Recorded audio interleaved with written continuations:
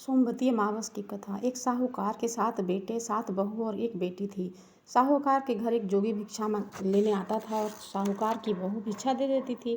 जब कभी भी साहूकार की लड़की भिक्षा लेकर आती थी तो जोगी भिक्षा तो नहीं लेता था और कहता था कि लड़की तो सुहागन है पर भाग्य में दुहाग है। यह सुनकर लड़की सुबकने लगी। माँ ने पूछा, बेटी मुझे तुझे किस बात की चिंता है? अब वह लड़की बोली कि एक जोगी भिक्षा में लेने को आता है। वह कहता है कि मैं तो सुहागन हूँ पर तेरे भाग्य में दुहाग लिखा है। यह बात सुनकर माँ बोली कि उस जोगी की बात मैं सुनूंगी। अगले दिन माँ छुप कर बैठ गई। जोगी फिर भिक्षा लेने आया। लड़की भिक्षा देने लगी तो आज भी जोगी ने वैसा ही बोला। इतना बात सुनकर माँ निकल कर आ गई और बोली कि एक तो हम तुम्हें भिक्षा देते हैं और ऊपर से तू हमें गाली देता है। जोगी बोला कि मैं गाली नहीं देता, सच्ची बात कर रहा हूँ, इसके भाग्य में ऐसा ही लिखा है। तब माँ बोली कि अगर तुझे इतना ही मालूम है तो इससे बचने का उपाय भी मालूम होगा। जोगी बोला कि 7 समुंदर पार एक सोना धोबन रहती है जिसने सोमवती अमावस्या कर रखी है।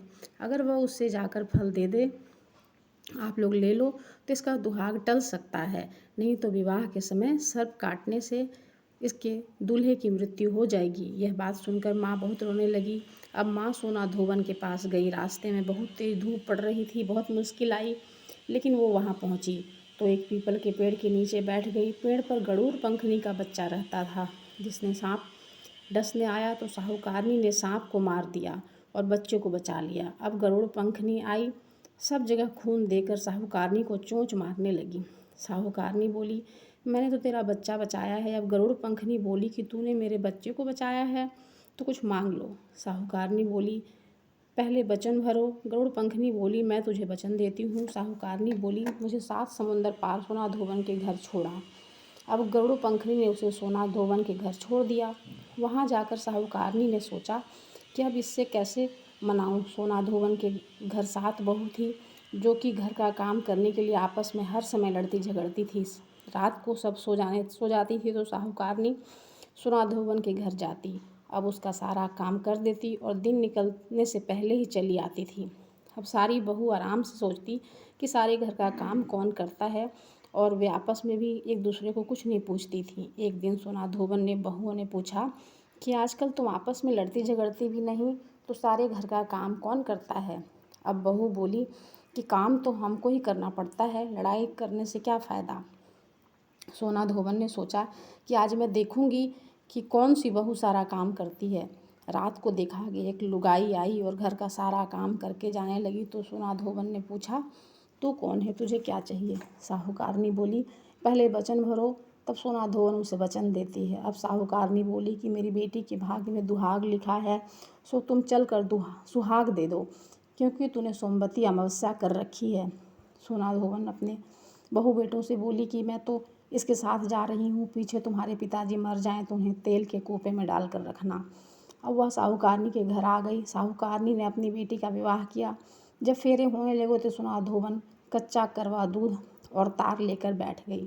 थोड़ी देर में सांप आया और उस लड़के को डसने लगा तो सोना धोबन ने करवा आगे कर दिया और तार से सांप को बांध दिया। डर के मारे सांप मर गया और दूल्हे की जान बच गई। अब सोना धोबन ने उसे सुहाग दिया और बोली कि जितनी अमावस मैंने करी है उन सब का फल साहूकार की बेटी को मिल जाए और जो आगे करूँगी उसका फल मेरे पति और बेटे को मिल जाए। सब कोई सोमवती अमावस्या की जय जय बोलने लगे। सोना धोबन जाने लगी तो साहूकारनी बोली, कुछ मांग लो, तूने मेरी जवाई की जान बचा दी है।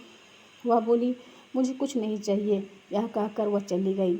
अब उसे रास्ते में फिर सोमवती अमावस्या आ गई। उसने पीपल के पेड़ के नीचे बैठकर कहानी कही, व्रत किया और पीपल की 108 फेरी लगाई।